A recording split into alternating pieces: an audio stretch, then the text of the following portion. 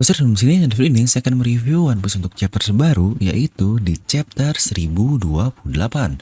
Nah, mari tanpa basa-basi lagi kita langsung saja. Wadaw. Those stories, I'm a fool for your love.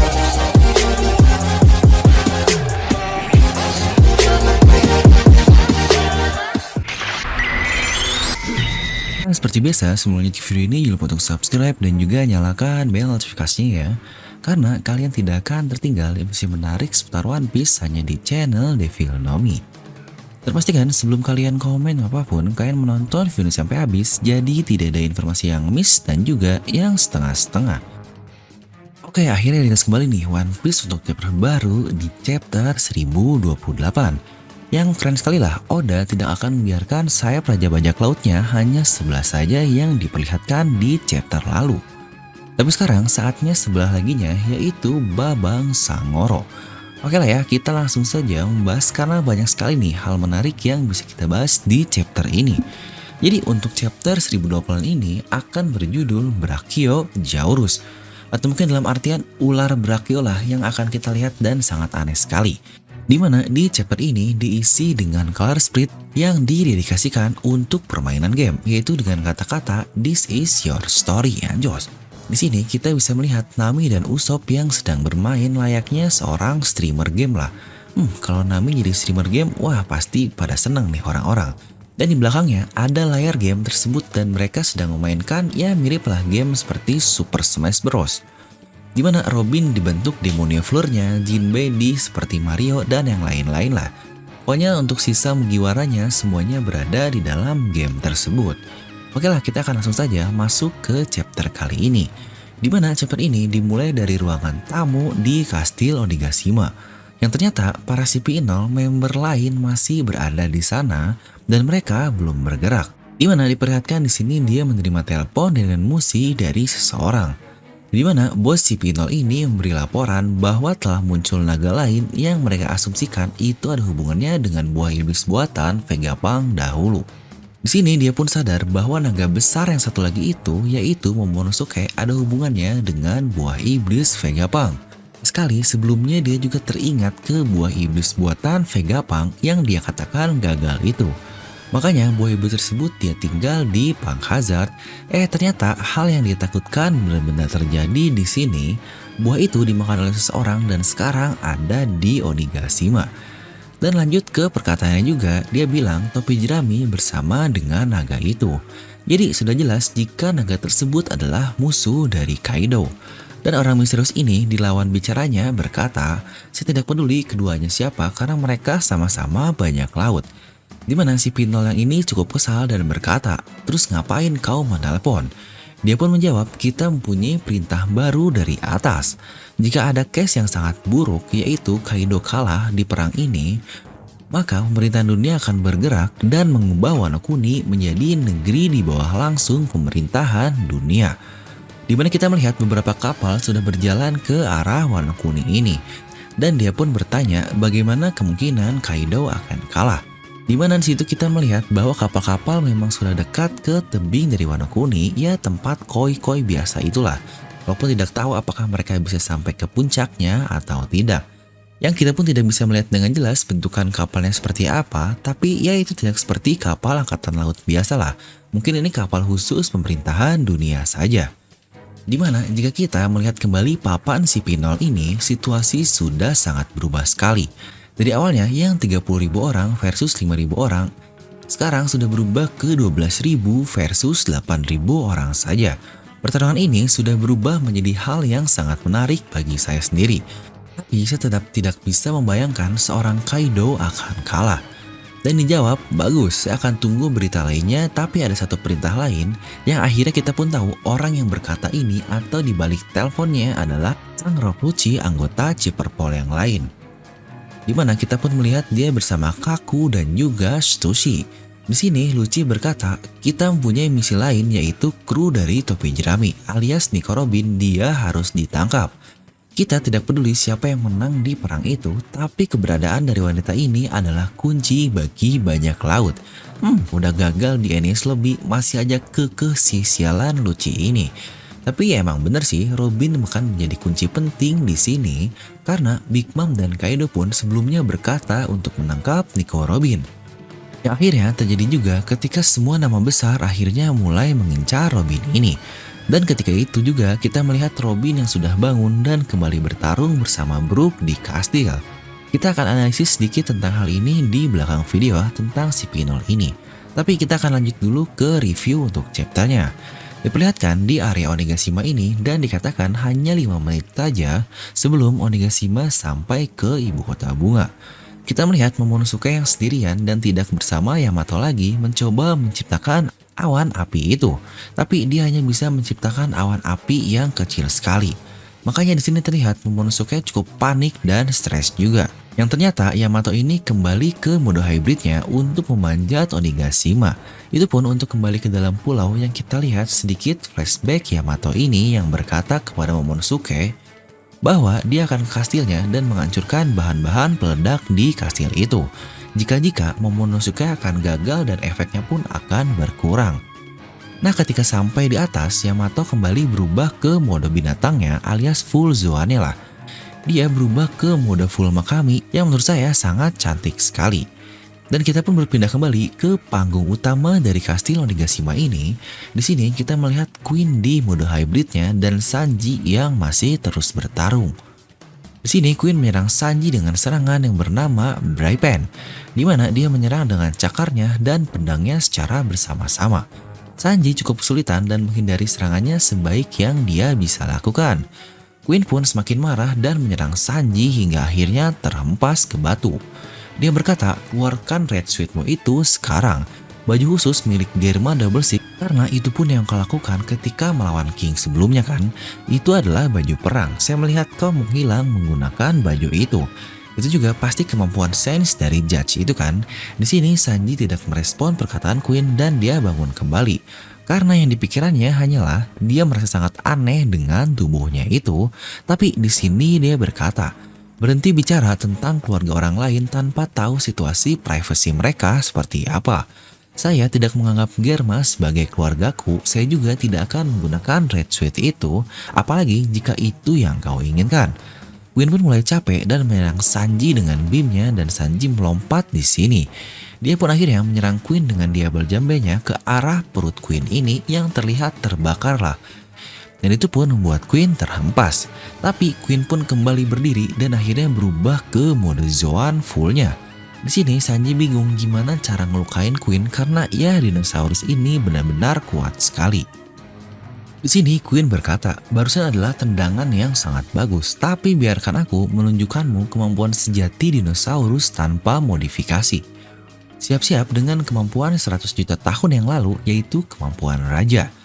Queen pun kemudian dia meregangkan leher dan buntutnya dan akhirnya keluarlah Brachiosaurus. Leher Queen dan buntutnya ternyata terpisah dari tubuh dan kakinya ini.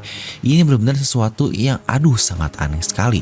Dimana semua yang ada di lantai itu, Izo, Marco, Kawamatsu, Chopper, Kakekyo, dan Yakuza yang lain semuanya kaget dengan melihatkan muka Enel yang sangat aneh ini. Mereka pun bingung bagaimana mekanisme dari tubuhnya itu. Sebenarnya serangan ini cukup mirip dengan Kaku waktu melawan Zoro dahulu lah yang mode jerapahnya juga. Dimana Kaku sendiri cukup bingung dengan mekanisme tubuhnya itu. Tapi ya bukankah Brachio ini emang next level dari jerapah kan di dinosaurus? Lagi-lagi Oda coba hubungkan ya. Dimana musuh yang dilawan Zoro di NES Lobby yaitu jerapah, sekarang Sanji melawan di versi upgrade-annya di sini yaitu Brachio. Itu pun cukup mirip dengan musuh yang dilawan Luffy yaitu Lucci dengan leopardnya. Di sini dilawan oleh Jinbei di versi upgrade-annya, yaitu Usu dengan kucing punahnya itu. Di sini pun Queen berhasil menangkap Sanji dan mengangkatnya seperti ular raksasa. Tapi lucu ya, orang-orang lain ternyata masih pada melihat pertarungan Sanji versus Queen ini sampai sekaget itu. Di sini Queen tertawa dan bilang inilah apa yang Brachiosaurus dapat katakan. Hal yang sama dikatakan seperti Sasaki yang bilang ke Franky kalau Triceratops juga dapat terbang. Bener-bener dah aneh banget kedua orang ini. Sanji berteriak kesakitan tapi samurai tidak tahu harus apa untuk menolong Sanji. Di sini Queen pun berkata bahkan dengan orang Busosoku yang sangat kuat pun akan tetap hancur dengan serangan ini, yaitu organ dan tulang-tulangnya. Sekarang tunjukkan kemampuan Germamu, dan Sanji pun masih tetap menolak saja. Dimana di sini kita lihat tiba-tiba roket datang dari tubuh Queen yang terpisah itu dan dia berkata, normalnya tubuh dari Brachio ini tidak akan berguna karena mereka pada dasarnya adalah sebuah ular raksasa. Tapi karena saya seorang ilmuwan, saya memasang tubuh saya dengan roket-roket yang saya sebut sebagai Brachio Launcher. Jika saya sebutkan nama Brachio Launcher ini, roket tersebut akan datang. Tiba-tiba Brachio Launcher ini keluar dan menyerang tubuh Queen sendiri. Karena barusan lagi-lagi Queen menjelaskannya kepada Sanji dan menyebutkan kata Brachio Launcher ini.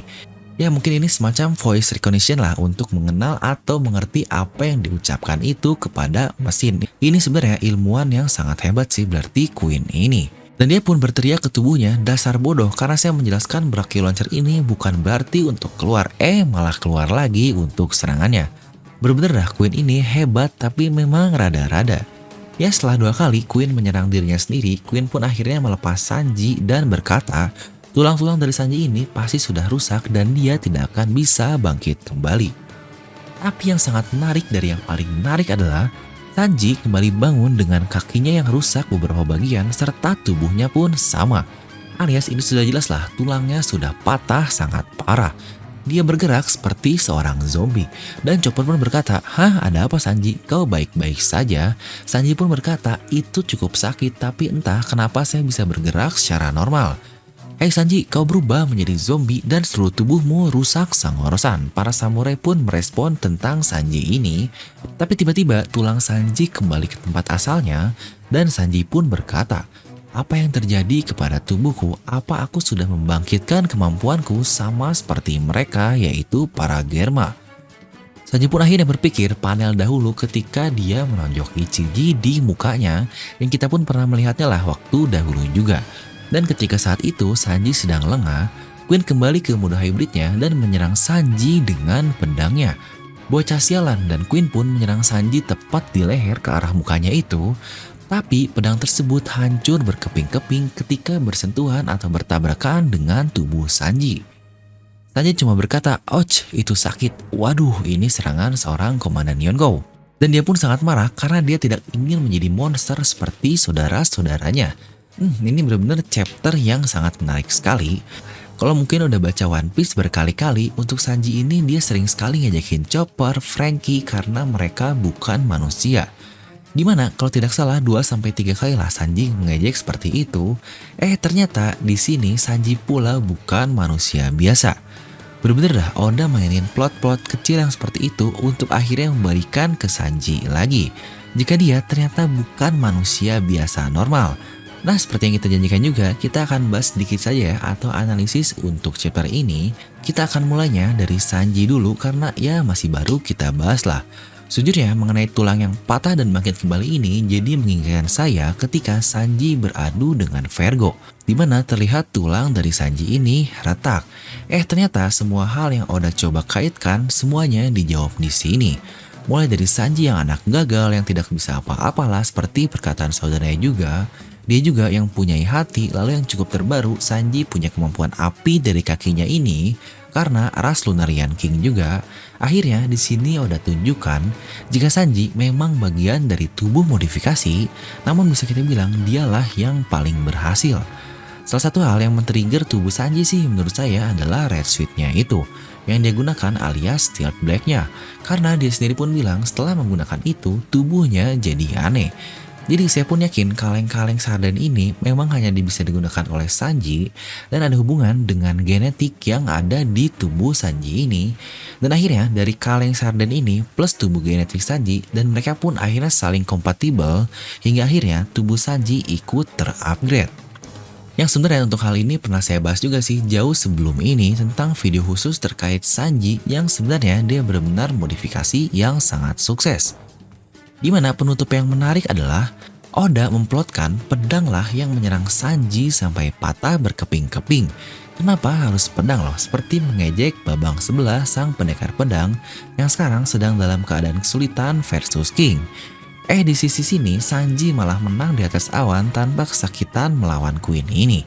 Dimana fanboy fanatik Zoro yang udah ngejekin Sanji beban karena ketangkep Black Maria lah dan yang lain-lainnya, Dan pada saat itu juga, Zoro malah lagi Oda tinggi-tinggikan dengan ngehit Apo melawan Yonkou. Di sini, Oda kembali meningkatkan pride dari Sanji sebagai salah satu sayap Raja Bajak Laut. Dan ingat, saya tidak membandingkan kekuatan, karena toh keduanya ini sudah disebut sebagai sayap dari Luffy.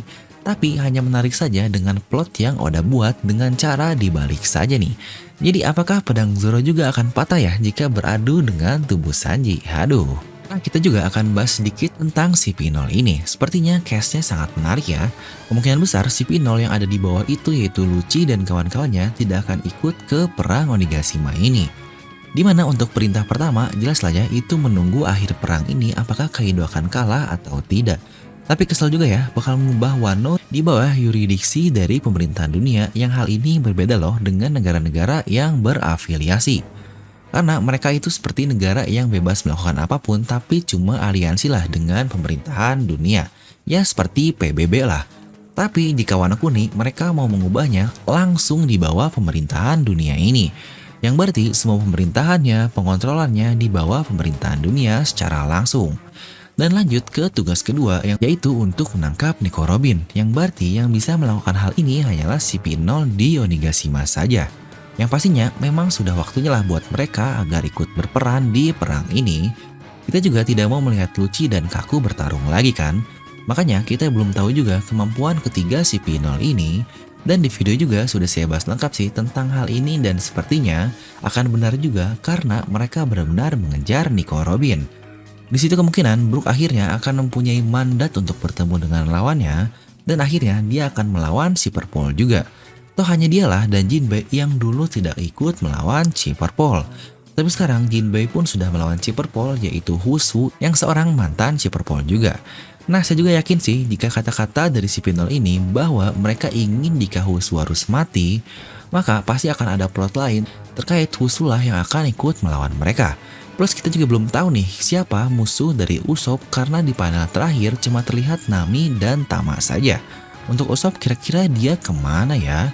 Dan itulah untuk review kali ini dimana ini chapter yang menurut saya cukup menarik sih. Jadi akan saya beri nilai 8,9 dari skala 10. Sepertinya chapter-chapter depan akan diisi kekalahan dari pihak-pihak penting seperti para komandan Yonkou, Alsar ini, lalu juga Hawkins, Apo, dan yang lain-lain. Dan sepertinya akan benar juga prediksi dari Yuderon di chapter 1031 itu akan jatuhnya Onigashima. Tapi hal yang penting juga adalah bahwa minggu depan kembali libur jadi makin bersabar ya. Nah jadi itulah untuk review kali ini, kalian bisa langsung tuliskan pendapat kalian di kolom komentar di bawah. Dan seperti biasa semoga kalian terhibur dengan video ini. Like aja kalau kalian suka, dislike aja kalau suka, jangan lupa untuk subscribe dan juga share ke teman kalian. Gue Devil pamit and I'll see you guys next time.